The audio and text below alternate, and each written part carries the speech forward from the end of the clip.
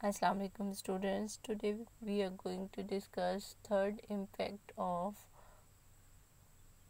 economic reforms of Zulfikar Ali Bhutto's era. The third aspect of the economic reform is labor reform. Means labour मज़दूर की जो इस्लाह के लिए उन्होंने जो डिफरेंट पॉलिसीज़ बनाई वो हम डिस्कस करेंगे कि इस फील्ड में उन्होंने क्या क्या तब्दीलियाँ की जो कि लेबर के लिए बहुत फ्रूटफुल साबित हुई. So, Bhutto's government announced the new labor policy on 10th February 1972 कि भुट्टो हुकूमत ने 10 फरवरी 1972 को नई लेबर पॉलिसी का ऐलान किया. The main important points are as under. जो इम्पोर्टेंट पॉइंट्स थे वो यहाँ पे डिस्कस करेंगे हम. The first one is that the representatives of the laborers were included in the administrative committee which was responsible for running the affairs of the factory. कि हर कारखाने में इंतज़ामी मामलात को चलाने वाली कमेटी में मज़दूरों के नुमाइंदे भी शामिल होंगे. यानी कि एडमिनिस्ट्रेशन में जो लेबर्स के जो नुमाइंदे हैं वो भी ऐड किए जाएंगे जो कि टोटल परसेंटेज का 20% होंगे. And their representatives was 20% of the total strength and they had the right to check the accounts and store. और उन मज़दूरों को ये राइट होगा कि वो कारखाने के हिसाब और स्टोर्स की जांच पड़ताल अपने नुमाइंदों के ज़रिए करवा सकते हैं. ठीक है. The next one is annual bonuses equal to 1 month's salary was announced for laborers कि मज़दूरों को हर साल एक तनख्वाह के बराबर बोनस देने का ऐलान किया गया. Special bonuses were also announced in case of production increased कि अगर पैदावार या प्रोडक्शन में इजाफे की सूरत में खुसूसी बोनसेस भी दिए जाएंगे. Number 3, the working time of the laborers were rescheduled. कारखानों में काम करने मज़दूरों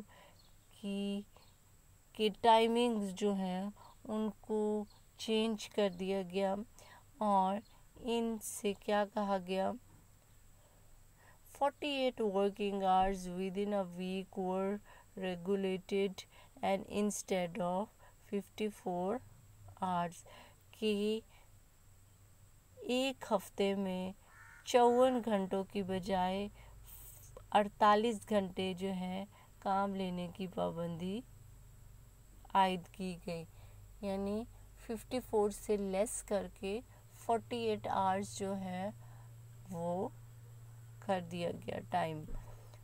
They were given extra remuneration if they willingly worked overtime. और अगर वो अपनी मर्ज़ी से ओवर टाइम करें तो उनको ज़ायद मुआवजा दिया जाए.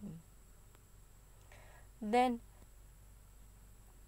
every labor would have the rights of old age pension, insurance and guarantee, and medical facilities under the social security scheme would be given to the laborers and it would be paid for by the owners.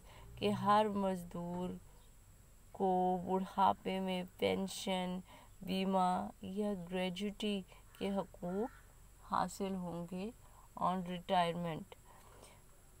उसके अलावा medical facilities भी जो हैं मज़दूरों की allow की जाए और उसकी जो है कटिंग वो सैलरी से नहीं होगी। ये जो उस कंपनी का ओनर है उनके ज़िम्मे होगी, लेबर्स की जो मेडिकल एक्सपेंसेस हैं वो उनकी सैलरी से कट नहीं होंगे।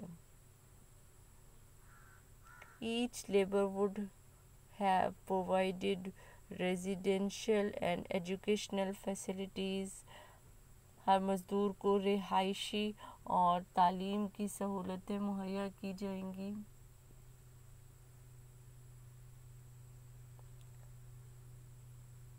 And at least one child was the responsibility of the factory।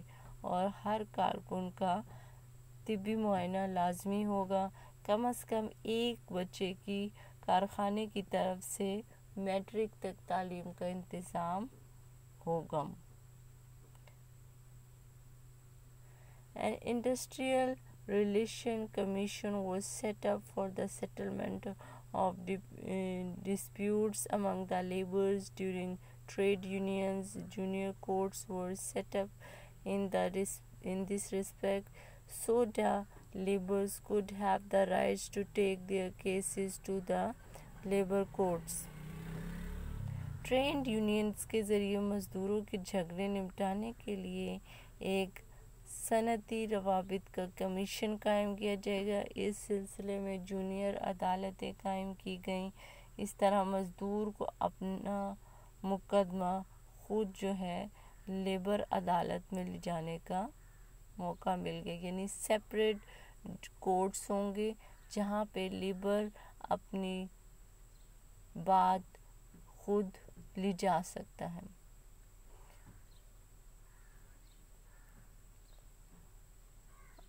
A post of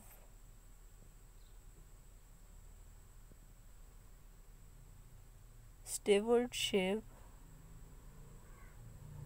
was created, who was responsible for setting differences between the mill owners and the labor।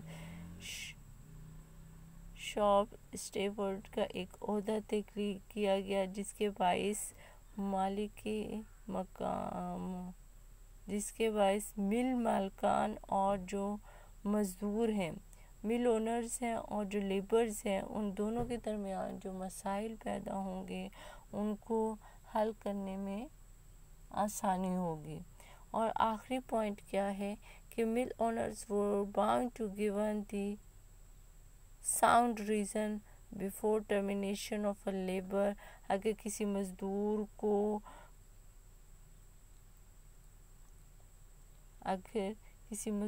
को निकाला जाता है तो उसके लिए उन्हें ठोस वजूहात बयान करनी होगी ताकि जो है वो नाजायज़ बरतरफियों की रोकथाम की जा सके। मतलब मज़दूरों को बिला वजह जो है वो जॉबलेस ना किया जाए। Thank you.